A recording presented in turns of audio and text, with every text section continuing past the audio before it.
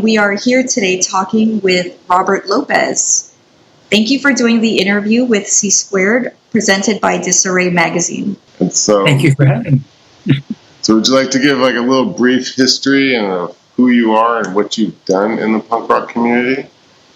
My name is Robert Lopez. I come from Chula Vista, California, a suburb of San Diego. I was in a band called the Zeros. We started in 1976, playing in Rosarito, a suburb of Tijuana. We did our first show in San Diego at the Orpheum Theater, which was kind of a hallmark of the punk rock scene of Los Angeles. The Germs opened that night. We played, and then the Weirdos played. It was our first show in Los Angeles, and the rumor, like the Velvet Underground album, everyone who was at that show that night started a band afterwards. Another nice thing is, like, after seeing us that night, Bomb Records asked us to do 2 singles, and so that was the start of our career. And at 16 years old, driving back that night to get to high school the next morning, it was pretty thrill to be part of a scene. And our first tryout for playing in Los Angeles was pretty exciting for a 16-year-old Latino boy. All 4 of us were the same age. Javier was about 18. Me and Hector were 16, and so was my cousin Baba. Oh, wow. And from that, we played Los Angeles, San Francisco. We toured a bunch. The band broke up in 78 and became a 3-piece. And I went on to Gallery. I went on to work with a band called Catholic Discipline with Frank, the Jewish lesbian folk singer, Claude Kickboy Face, this editor of Slash magazine, Craig Lee, who was a major influence. He was in the Bags. He was in another band with me called the Boneheads and Catholic Discipline. Did a band called the Boneheads. What we were about 45 years ago, and a record of our recordings is coming out pretty soon this fall. From punk rock, I went into artwork with the Gallery La Luz de Jesus for many years. And then it wasn't until 1998 that I took music back into my life and started Elvez. I'm from Elvez. Took me all around the world, Europe, and Japan, Australia, and made many records and recordings. Was on Oprah, got to have my gold lame Elvez jumpsuit put in the Smithsonian Institute in Washington, D.C. And from that, did a bunch of other music projects with a great band called the Schizophonics. We have a band called COVID Cola, Bobby and the Pens, and the Little Richards, and many projects. And I'm a man of 66 years old, and music is very important to me, and I thank punk rock for giving me the opportunity to take a chance and do things that I might not be qualified for, but I have a passion. You've made a great history out of it, too, and keeping it going. Yeah, it's been very nice to do. Yeah. Can you tell us what you're going to be doing at the Punk Rock Museum when it comes to your guitar? Tour this August 1st with Hector. Me and Hector of the Zeros are giving a joint tour of the museum. And if you haven't been, it's really great. It spans the early 70s till now. So there's a lot of stuff that is beyond my knowledge, and it goes on. But me and Hector will taking it up to the parts that we felt involved with. It spans so much of women, people of color, gay, and political, and it's very well rounded. So come on by if you can. We're giving the nice thing of all the guest speakers that they have is there's so many different versions of the story of items there or what it was like to be there. So it's great, the diversity of points of view that the museum offers. So on that day, I will also be donating my guitar.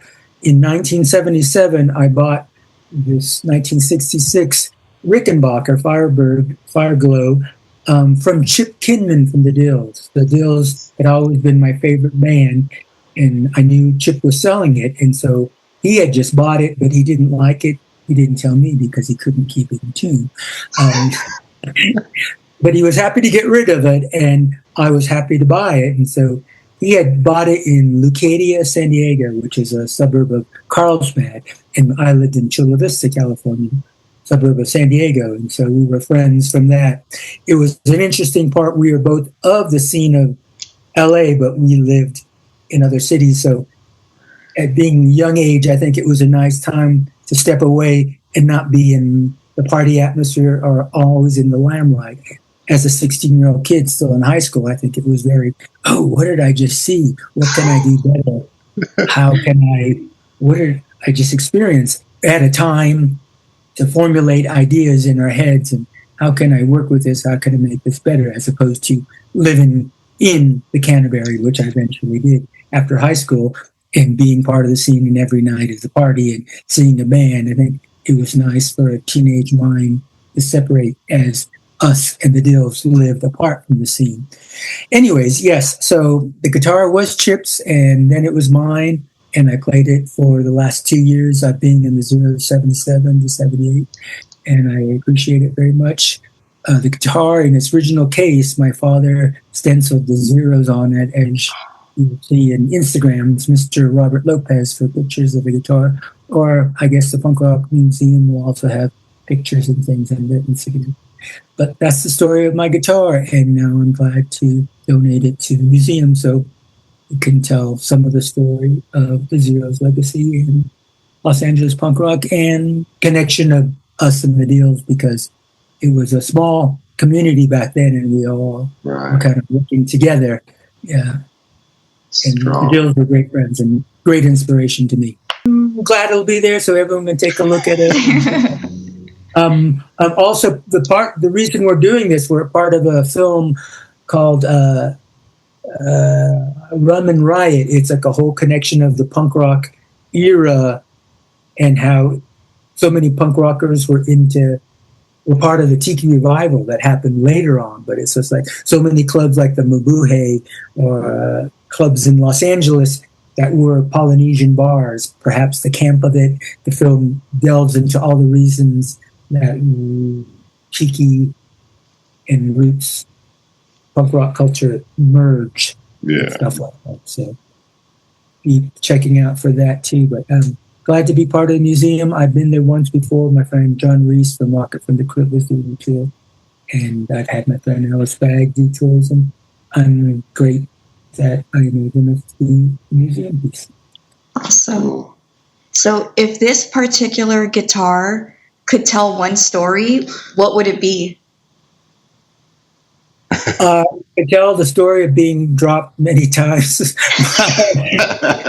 And there was a little thing with the guitar strap thing in the back that didn't latch all the way sometimes, so the guitar got dropped many times. So it's seen the floor, huh? I just leaving my house in Seattle, I've been getting rid of so much of my stuff, and I was so honored. I worked with the Smithsonian Institute on a show called Sabor, like almost 25 years ago, and it was a whole idea of Latin pop music from the 30s to present day in all the different radio stations, Press Bravo, Richie Valens, the whole story. And I was honored enough to be part of that museum show. And one of my gold domain jumpsuits was there and a bunch of posters.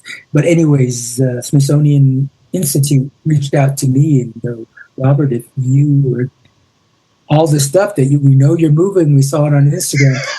The Smithsonian Institute would be glad to archive posters, clothing, original records, etc., like that. And I felt so honored that the Smithsonian hoped it could still stay as existing because they're changing all around, that they take me and my music to be honorable enough that they go, oh, we want more of you, whatever you can do, because you are a part of American culture. And I felt very honored. That's a good honor, too, to have. Yeah, no, exactly. That's great. And they go, oh, all your zero stuff, anything you need. It's a very honored. So this month has been funny that 3 different museum things that I'm working with.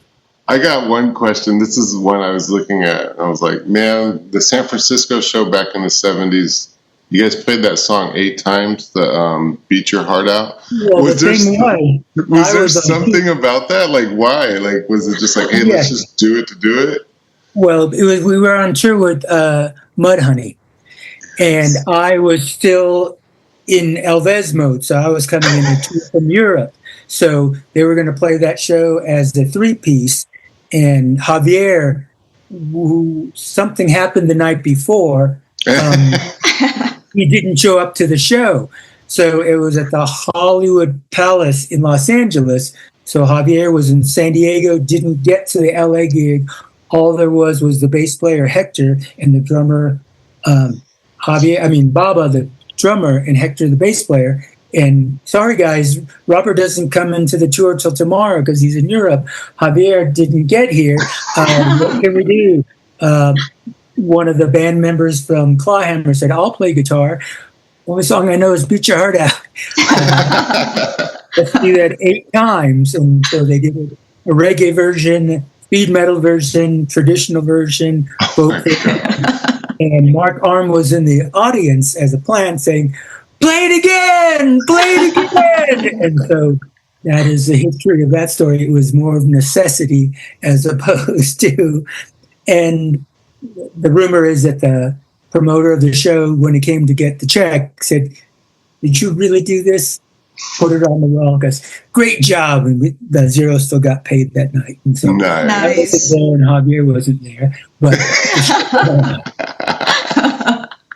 that's a cool story. I like that. Now we know that. Now we know it. Yes. That's it. Exactly. Now we know the history. How was it playing with the Germs in that time right there? The Germs, it was pretty great. It was 1976. It was their very first show. So they had a different drummer, Duderella, who was a different one. Belinda was there because she was playing with the drum very early of the Germs.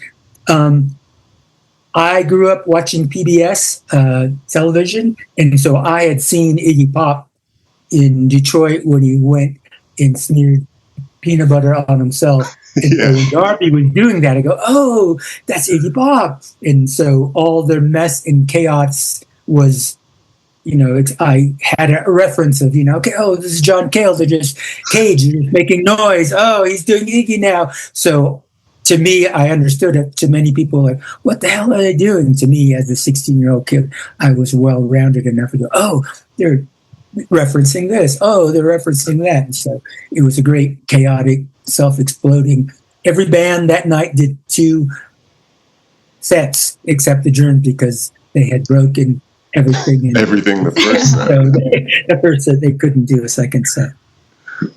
That's cool. And it was great because they were such a mess, but a beauty in their mess. I mean, it was performance art of making noise, and they barely had any songs, and they got so good so fast because they said, "Oh, now we know what we can do." And the first single that they did was The Forming, but then the second one with Lexicon Devil was like a million light years ahead of themselves, and they grabbed that mantle and got much better real fast. And so did we, the Zeros. I think when you get exposure to performing in live people as opposed to just your garage or your small driveway and playing in front of the high school as what we did in Chula Vista, it's like you get the immediacy of like, oh, I want to be better.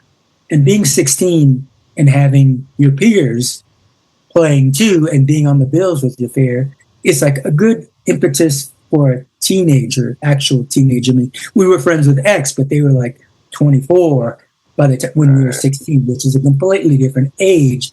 And so I think we were bigger sponges of absorbing, at least I knew I was absorbing everything. What was your first album you bought that got you turned into music? I grew up in a musical household, so we always had my own money was buying a 45 of the David Clark 5 at the supermarket. They had a little carousel that you turn around, and I bought a Glad All Over 45 when I was maybe 5 years old. Oh my gosh. Super much. Yeah, so nowadays it's like people, they can just get music right away, you know? Yeah. And back then you had to like search for stuff that you thought. Yeah, and that was the time to ponder ideas. But I grew up with Carlos Santana's the Rolling Stones and the Gato Peter. My parents had all that, plus Dory Previn and jazz and Dave Brubeck and everything. But by the time I was 15, I was listening to Velvet Underground.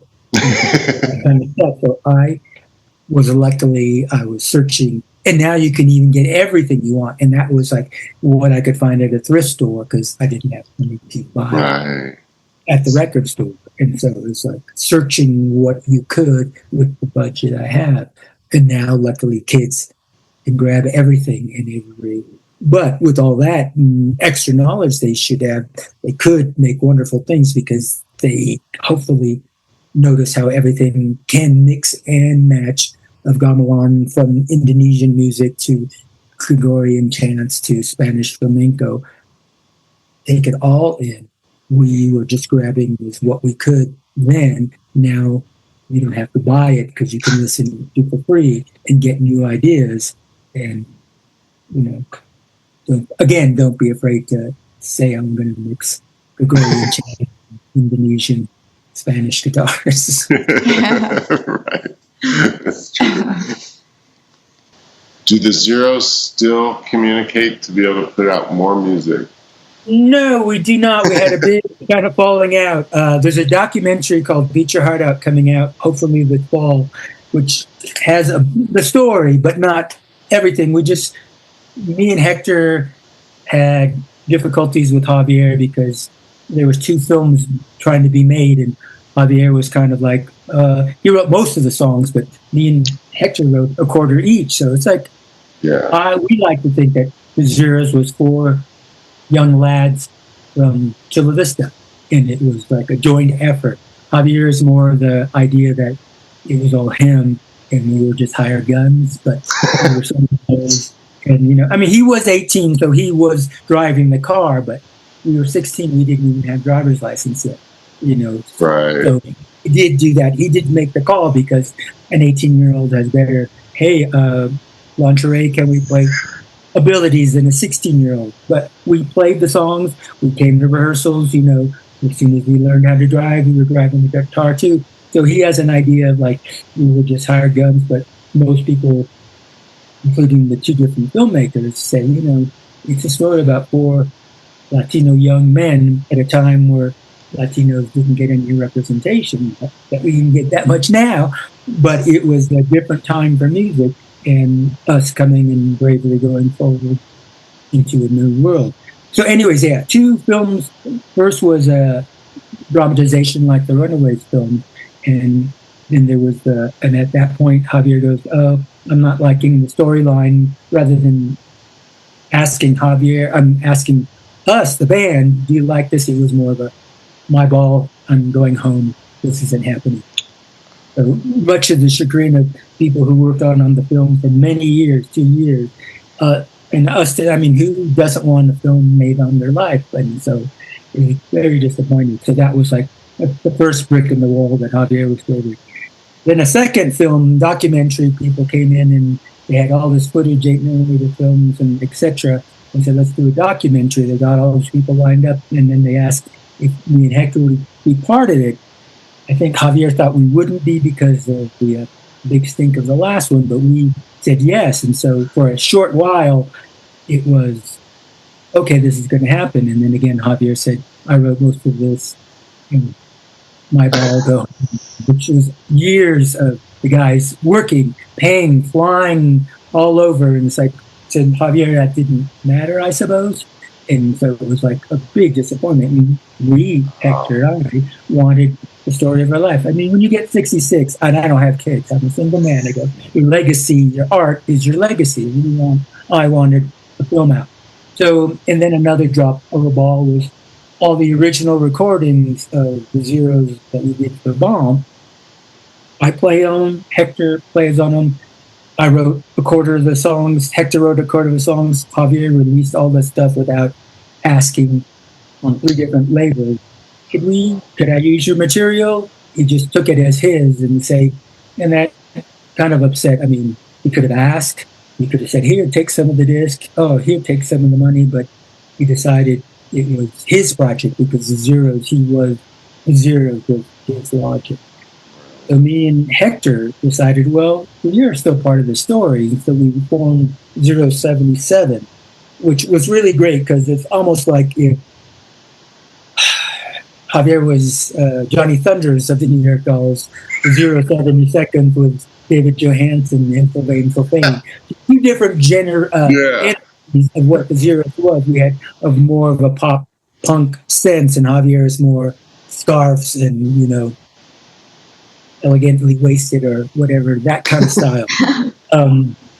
Anyway, so we were playing that and doing really great shows. We did a tour with the Avengers, and really people were liking it, and we were liking it. And then when Javier wasn't having it and trying to sue the venue for having us play, and interesting things, he was trying to sue us, but he would tell the venues, he can't sue you because the name The Zeros was actually owned by the 1982 purple-haired glam metal Zeros. When the Zeros disbanded in 82, they formed and copyrighted the name, something that we never thought. So you can never have it. So he couldn't sue us, the 077, because the Zeros purple-haired glam actually owned the copyright to use that name. So before he could sue us, he said, he'll have to sue them. But anyway, I came to the point where saying, the only reason we're doing the 077 because we want to tell our side of the story, like the film, since you have stopped the film from coming out. We'll gladly stop if you let the music licensing happening. It's not anything about trying to steal the music. It's like anything that happens to the movie is good for you. We're not planning to rejoin your version of the Zeros or go on tour with the 077. And so reluctantly he gave in, and so hopefully the movie will come out this fall, but it'll be the story of the whole thing. I can't wait. Not concentrating on the riff that happened in the end, but the riff is like the reason we formed 077 is because me and Hector do believe, and we think it's true, that there's 4 zeros. It wasn't just Javier, and we wrote lots of the songs and performed there. We were there in all the original recordings, so it was us there in 1976 when we played. And me even longer because I was in the Main Street Rats, which was the band that would play in Tijuana before Hector and my cousin came along. So a long story, but hopefully the film. Hopefully we'll see all this fall. There's little bits on Instagram, real sizzle reels, which are real great. Mark Motherspouse says great stuff. Jella Biafra says great stuff. And it'll be nice. It's a story for young men. It's a story of the Zeros. Yeah, it's just a different time too back then. You guys were traveling to LA just to play. That was the thing. We'd be back in school that morning, and Mark tells a story about we did 3 nights at the Starwood with Devo, and we had driven up after a day of school, and it was 2 shows a night, and then he goes, and that little Zeros, because we're all 16 and 17, we're napping in between. There they are, sleeping like little puppies, and we had to wake them up and say, second set. Out of this entire experience, what would you say was the biggest lesson that you learned from being in a band? Being such a sponge, I was mainly a backseat driver. Being in bands like Catholic Discipline or the Boneheads or Johnny's or the Zeros, I wasn't the front. But I think sucking up all the energy of Tomato D Plenty, the Weirdos, X, all my heroes in learning, and it took me a while I got back into music. I was running an art gallery for many years, and then when I picked up the mantle of Alves, it says, okay, this is a reflection of everything I've learned from those years of my punk rock, because I was doing it as a dare to myself to go into that world of Elvisness, and everything I was making it up as I went along. But, I'll remember what Tomato used to do. I remember what the Deals used to do. I remember what John Doe used to do. And so I pushed myself and became a better musician and a better showmanship, which makes me do now with all the extra side bands I have with a wonderful band called the Schizophonics. We just do projects galore just on a dare. We do projects we do on a dare that turn into bands that tour Europe. We do projects, just as a joke for one person's birthday, and they become things that we tour with. So it's like it has taught me to be alive in the moment and not be afraid to fall on your face. Yeah, there you go. So Elvez is that nutshell that just came out of everything. All the punk rock I just absorbed, and do brave and don't be afraid. And I was more timid in my youth as a 17 and 16-year-old, but now it's just like, take that 66 and That's great. Do you have any advice for, let's say there's new bands out there and they look up to you and your legacy? If you could talk to these new bands, what advice would you give them? Yeah, it's a totally different world now. I think one of the beauties was we had, like I said, time to germinate our ideas, go home, sleep on it a week before the next show and think about. And now everything is so instant. It's like we had more of a romantic time. It's like, what are those lyrics that the Velvet Underground are singing in that song, Sister Ray or whatever? Now the kids have all the lyrics written out into the internet. They could look up, now I can hear all the songs of the Velvet Underground at one time, as opposed to, music was a search, or pondering, what is it talking about? Is that about drugs? Is that about sex? I think the ideas had time to germinate in your head and make new ideas, or, I thought they were talking about, surfboards or something else. And so all those ideas, now it seems like, you have to present yourself and be camera ready. And I think people should be more willing to make mistakes, which was one of the ideas of Malcolm McLaren's. Don't be afraid to fail. And I think we had more time to fail then because there was less of the 1 million people are watching it on someone's Instagram. Anything you link it on in the media. So whatever you can, keep it more. To me, performance is what we were doing there, like the Germs are doing there. Instagram is great, filters are pretty, but the real performance is the real deal. And the performance is chaos. The performance is, oops, you might make a mistake. The performance is, you might do something wonderful, great.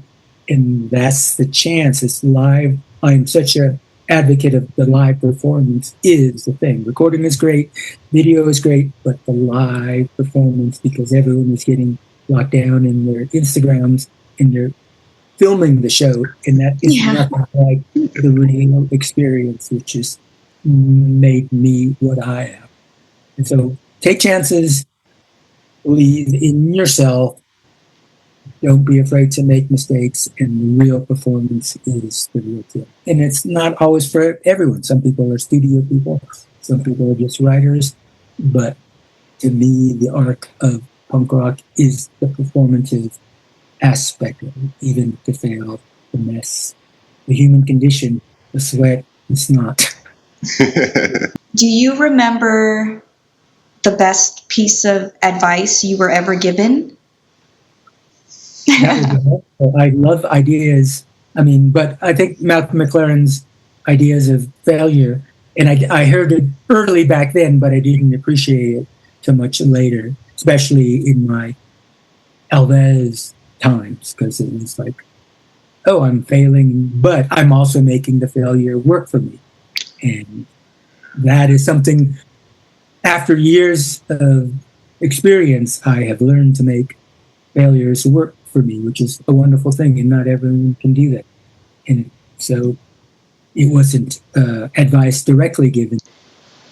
Is there a band that you like right now that you think deserves a band spotlight that we should interview? We should really interview the Schizophonics. Schizophonics are from San Diego, California. They're a three-piece, but they're like the MC5 meets the early Stooges meets James Brown meets Prince in a punk rock vein. It's a three-piece. I saw them over 12 years ago when they were just starting out. And when something's really, really good, I get a tear to my eye. They brought a tear to my eye. It was as good as seeing when I saw the White Stripes the very first time when they were still just the two of them playing it in a small spaceland. That was amazing. Of everything you know about rock and roll, which is still the same, but presented in a new way, and seems so like maybe the first time you see the Cramps or the first time you see something else.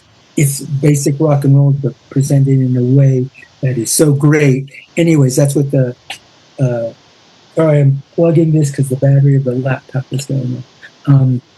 That's what they are. But anyways, I said, I don't have any money, but I'm going to make a show where you can be my Elvez band, and then I will take you to Europe, and then you will be the opening band. So I got to take them all across Europe, expose them in a band that no one knew about, and everyone, of course, fell in love with them like I did. And now they've been back in all across Australia and all that stuff there. So that's just proof in the pudding of if you love something, herald it. And I made the offer. And we're the best of creative friends because we challenge ourselves all the time to do projects. We did a whole suite of music during the COVID and challenged ourselves to every night we got to write a song, make a video, and there's a whole slew of COVID cover, which is great fun stuff that we're doing that. But anyways, they are a band everyone should pay attention to. They're wonderful. And yes, the Schizophonics at a San Diego Department. Oh, heck yeah. We've heard of that too. Yeah. You gotta get live. Live is the best way to see it.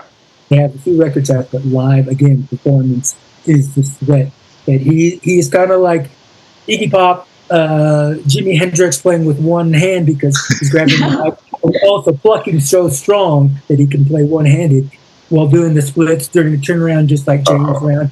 It's just an amazing, but it's like all so many history of rock and roll condensed into this garagey, funky, soul-y, skinny white boy playing guitar. You should tell them about the one we just interviewed, Duderella. Oh, so we recently interviewed a band called Duderella, and during the interview, they mentioned Elvez and how they were shocked that you invited them to go on a tour for multiple dates because they were like, oh, we just thought it was going to be one show. No, we did. I played with them once, and I was so intrigued with them, just a drum and a bass. But to me, they accentuated so much the gay, the Latino, the wire, early proto-punk stuff like that. And I said, I want people to see you. And I know it's very different than an Elvez show, but I go. And I was so glad because so many people came. And I introduced them every night because I know, being an opening band, that people don't pay attention. So every night I would say, hey, I picked this band, and if you like me, I hope you like this band because it's something that I chose for them to open for me, and people loved them. And it was very different than an Elvez show, but I was so honored to spread the word of them. And so many people, Mark on from Mudhoney was there, and he said, this is amazing, I'm so glad. It's just like, it's great to be like, I'm in an opportunity to support things, not always monetarily, but the exposure wise. Yeah. Make my name with it. I can't promise you millions, but at least a whole new audience, and maybe that gives you an opportunity to shine in a different light and get a new thing. So if I love you, I will help. That's great. That's great. Dude. All right. So I'll wrap it up. Yep. Let's have time. Yeah. Thank you, Robert, for doing the interview with C Squared, presented by Disarray magazine. Great. Thank you for having me. It was an honor talking with you, man. Thank you much. Yes. Thank you. All right. You take care. Good night. Bye. All right. Bye. Bye.